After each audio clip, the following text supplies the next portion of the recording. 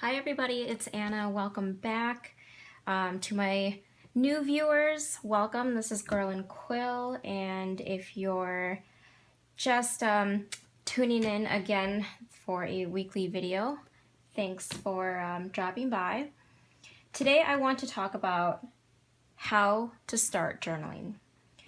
This is the #1 question I get asked the most. I have thought about this video content for the longest time because first, I don't quite have the tripod to kind of have this kind of bird's eye view, which I really wanted to do for you guys. But I really wanted to cover this because I know we're wrapping up 2016. People are going to start thinking about 2017 journaling or possibly starting a journal if it's part of your New Year's resolutions. And so I really wanted to get this out there so maybe these tips can kind of help you get started.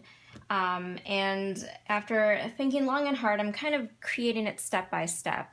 And so today is going to be all about notebooks, choosing your notebook, what kind of style notebooks are there out there. And I'm just going to jump right into it because I don't want this to be too terribly long. And like I said, I'm going to break it up into stages. So the next video will cover other things about journaling. So you want to start journaling. That is awesome. I encourage you. I think it's great. I think it's a great outlet. It's a great creative outlet.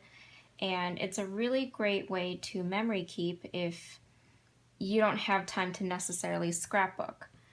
And so that's the first step, is your desire to want to journal. So the next step is going to be finding your actual physical notebook. Now, there are so many different styles out there. You can go to stationery stores. Barnes & Noble has a great selection.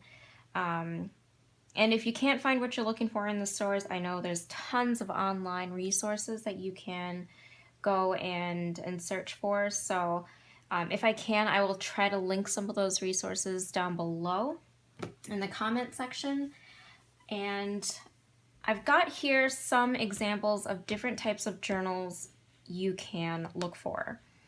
Now, the first thing I would say is probably go to a bookstore. Just go to a bookstore, go to the journaling section, and physically see and touch the different types of journals. Find what appeals to you, because whatever you find that appeals to you will make you actually want to journal more. And I don't want to say spend a whole ton of money on one journal, especially if you're not sure if you're going to get into it.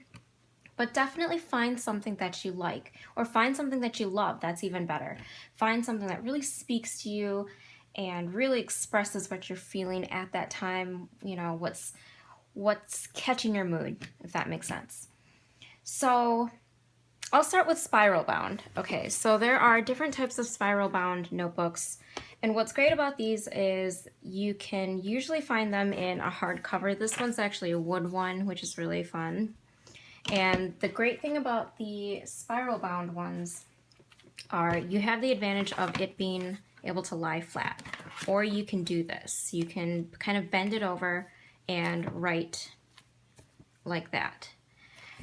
So that's something to consider. What's your writing style? How do you write? Where do you write?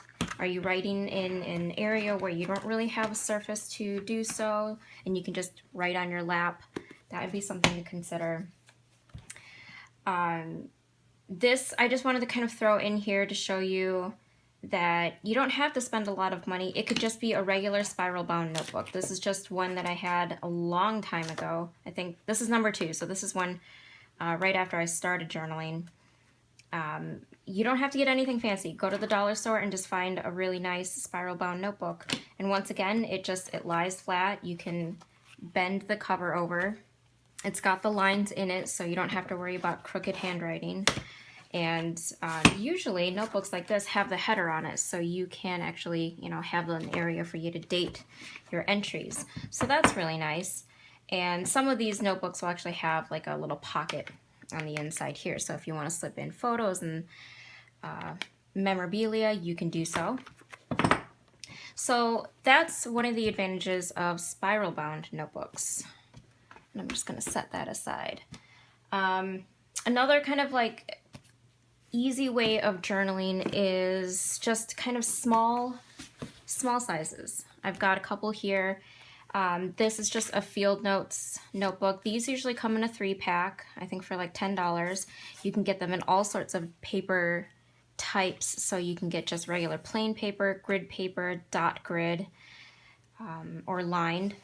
And these are nice because you can slip into your pocket, you can slip into your inside a book if you're a person who carries a book around, you know, when you're waiting in line and you've got an idea and you just want to jot it down. You can throw this into your handbag, your luggage, your carry-on.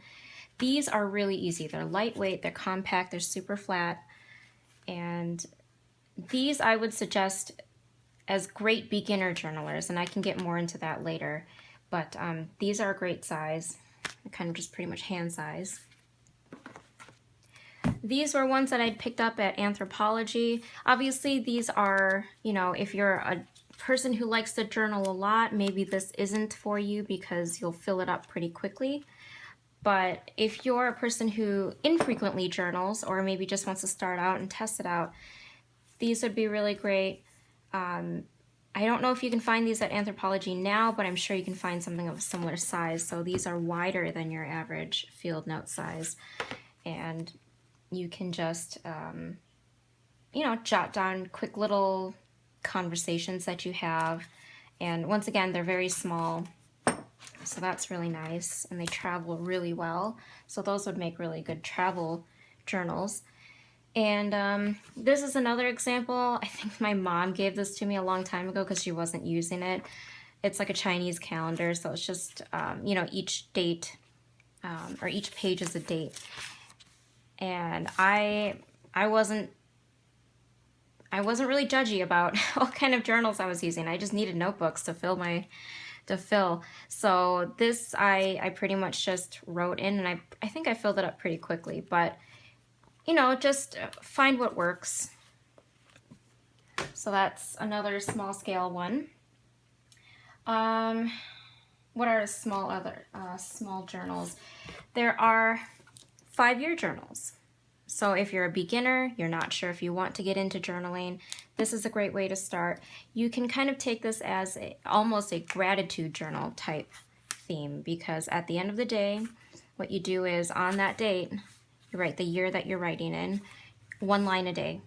That's all you have to do. 1 line to summarize your day, maybe just write down a great memory that you want to just focus on.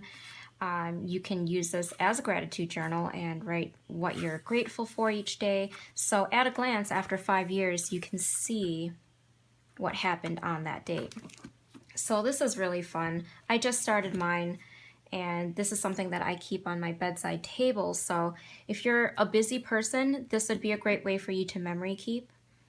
You can just, you know, a minute. That's all you need, is just a minute to jot something down right before you go to bed. And I highly recommend this one if you're a busy person and you're looking to journal. There are larger scale journals. And here we really start looking into different cover types. You know, what's the texture of the cover? What's the aesthetic? What's the actual texture of the paper? So this one's got like a linen finish. It's a 5-minute journal. This one's another great one for busy journalers or busy people, because when you look at the entries, all it takes is a morning 5-minute journaling session here. You wake up, you write, I am grateful for, what would make today great, a daily affirmation to yourself, and then you spend 5 minutes at the end of the day writing down certain things that happened. And this is a great way for you to kind of wake up on a positive note and end on a positive note. So the 5-minute journal, this is a really nice one. I highly recommend this one as well. And it feels nice. It looks nice just kind of on your bedside because it's very neutral. It's very calming. Handmade paper, that would be a journal type that you'd want to consider if you're really into that kind of textural journaling, or you're just a textural person, these take bottled ink fountain pens really well. Even if you're a person who uses, say, a Sharpie, like a fine tip Sharpie, I know a lot of people like to write with that. This type of paper takes that really well because it's thick, and so it just takes that ink. It won't bleed through, and you can just write on the other side without that shadowing. And you've got that kind of burlap texture and this faux leather binding right here, and then there's this fake wood button.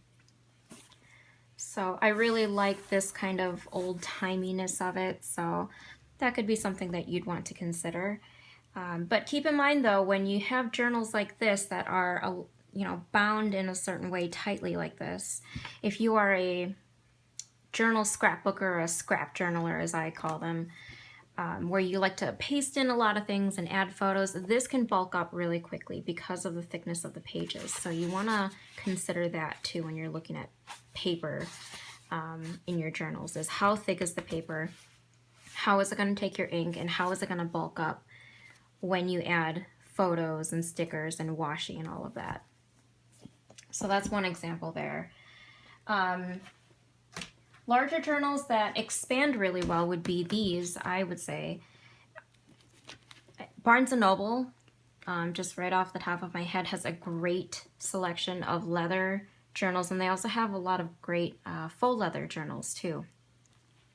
This one's kind of got that wraparound, and this bulks up really nicely because it's got the, 4 signatures in there.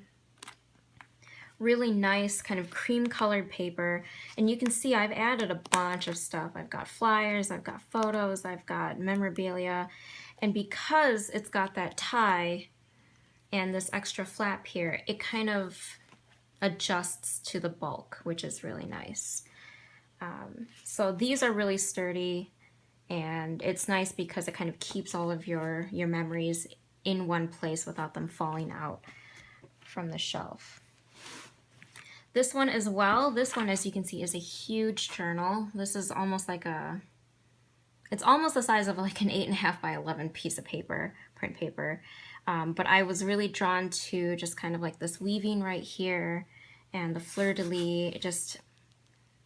I love old things, and so I love the texture of it. And this was really great as a journal to keep at home. I wouldn't travel with this.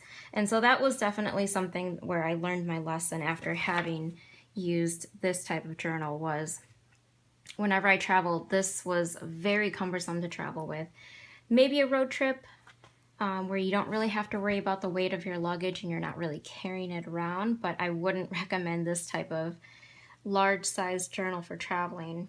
And for me, as a person who likes to travel, I like to have all of my things as portable as possible. So, but if you are not a person who really is concerned with that and you are fine with having something just stay at home, this is huge. It comes with lined paper, and it really expands well with all the things that I've added in, and you can see that I've added more things in the back, or in the front here, so programs and photos. So that's something to consider. And then other random journals here, I've got a trifold, another trifold as another example, and maybe considering leather that kind of ages well. So you can see that me having thrown this into my bag has kind of got some scratches and such, whereas this leather is very smooth and polished and really doesn't show any wear or tear, just pretty much looks brand new. So, and then this one, and I think I featured this in my 2016 journals that I'm currently using. You can also look for journals that have built-in organizers. So these have little pen loops and a pocket here, as well as a slip pocket here, and slip pocket business card slots here. So that would be another thing to look for, is if you're interested in journals that have kind of built-in storage for you, so you're not losing your pen in your bag if you take it on the go. Another small scale way of journaling, I know in the Hobonichi world, most people use these as planners, but I think these would make great journals. I have not used it yet because this is going to be my first time, but what's nice about this is it has a dated entry for you for every day. So it's already marked, you don't have to date it. And it gives you that one page dedicated for you to sketch, decorate, your favorite quotes, all of your memory keeping right there.